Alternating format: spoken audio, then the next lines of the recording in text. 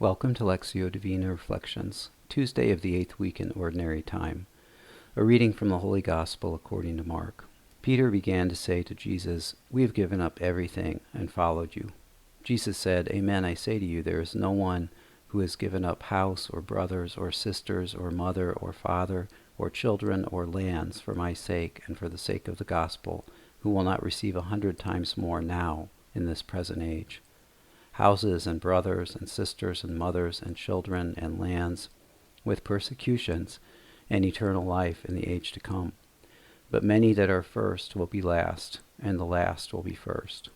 Peter's statement about giving up everything for the sake of following Jesus seems stark and absolute.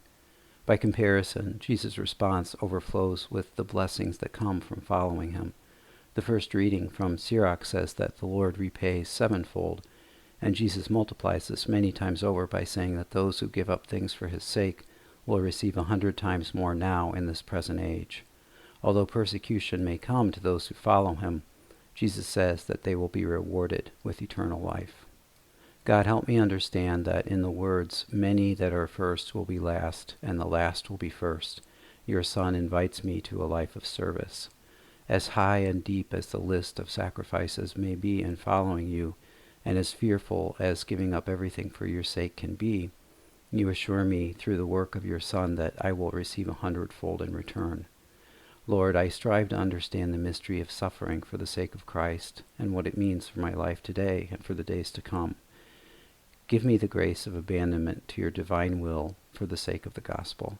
Help me understand what a child knows very well, that you are the source of the beauty that draws me into your mystery. From the Gospel Acclamation, "Blessed are you, Father, Lord of heaven and earth.